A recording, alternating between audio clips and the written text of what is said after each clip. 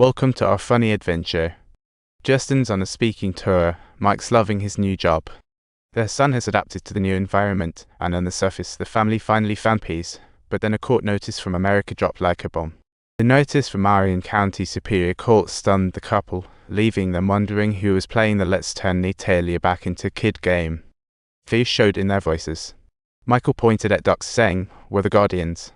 In theory, as guardians, they should be able to suggest to the court to outright reject this request. However, Justin lets her husband handle it, but after a refusal, they repeatedly requested age changes. And so, the hopeless struggle continued year after year until finally, in August 2017, they ended this ridiculous game. Yeah, that's basically an accept and move on choice, but for an unemployed adult, is there really a bright side? Maybe. I guess if I think about it some more, it could be a good thing. I think if they want to take care of her, let them. Just wash our hands of it, right? And honestly, you don't really want to know what this mess is about. But Justin spotted the potential threat and told Michael they could dismiss these requests because they were Natalia's legal guardians, not just cool babysitters. He warned that if they lost this status, the other party could accuse them of abandoning a child and ruin their lives. Michael finally got his wife's fear and promised to handle it, and so began a long legal battle, with afternoon sunlight streaming in as if pondering, who's telling this dull tale? When Michael chatted with the lawyer, the attorney, curious, asked what evidence they used to change the age back then. It was a real wonder. Michael hated reminiscing, but as he analyzed Natalia's records, he accidentally stumbled upon his wife's more open selfies and his mind went blank. He mustered up the courage to question whether his wife was fooling around with that infernal hairdresser, to which Christine snapped back, "You're the crazy one here." Michael just wanted to thank her for handling the situation, but kept questioning, sarcastically asking Christine if he should show these photos to them. Is he hinting she should thank the lawyer? Christine, shocked, asked Michael what he meant and said she worried about him. She couldn't eat or sleep, while Michael only cared about those photos. How nah? Yet ironic. Confronted with such a heartless reply, Michael broke down, saying he couldn't bear it, feeling invisible. Meanwhile, Christine icily questioned what Michael planned to do after leaving, pointing out he couldn't make a dime.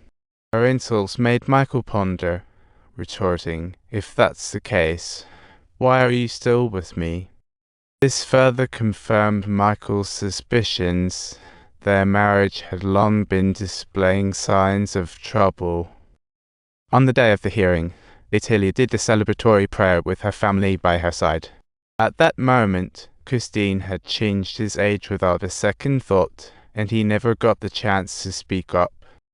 How others viewed him was determined by others, and today he finally had a chance to reveal his truth. Christine and Michael didn't show up, and there was Natalia with the Mance couple, a sight that was quite shocking. The lawyer representing the Mance family indicated that they had two motions, with the first one being to designate the Mance couple as the legal guardians of Natalia. Next, the attorney merely explained this second motion to revoke the June 2012 court order regarding Natalia's age. She noted the case severely breached due process, with the Barnetts changing Natalia's age from 8 to 22 without telling her. The hearing was skipped, and a clash of policies ensued. The Barnett attorney called Dr. Lawrence to speak. The testimony attempted to sever Natalia's connection to her real age, claiming Natalia's age was much greater than she claimed. She said Natalia had regular menstrual cycles when sent to hospital in 2012. She also claimed Natalia was diagnosed with antisocial personality, common in adults, during her stay. Sitting beside, Natalia whispered softly that she had only seen Dr. Lawrence once. She accidentally used the wrong phone to prove Natalia's real age. Dr. Lawrence argued that her birth records didn't clearly show how to prove Natalia's current age. But that was just procedure. Her diagnosis at birth only showed one side. Natalia didn't participate in that. That's what she had to say today. As the court debate heated up, Michael Barnett suddenly appeared.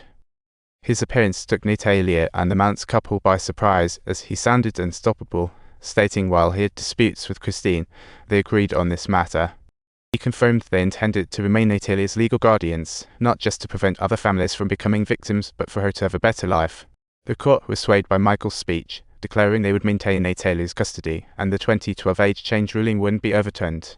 The judge had heard all that was necessary, yet Natalia continued reading her life story, which seemed pretty dull. As Natalia's voice trailed off, the judge appeared to lose interest and promptly declared a recess. 5 minutes later, the next case commenced, leaving Natalia and the man's couple in sorrow as Cynthia comforted Natalia. She reassured Natalia that no matter what, they loved her, and this wouldn't change anything. Don't forget to subscribe, so hurry up and hit that subscribe button for more fun stories. Subtitles. Here's the dark humor that you've been craving. Honestly, there's just so much more of it that you haven't had the chance to fully enjoy. Today's news is that Natalia's story isn't over yet. This is just the tip of the iceberg. Stay tuned, for we will reveal even more shocking twists.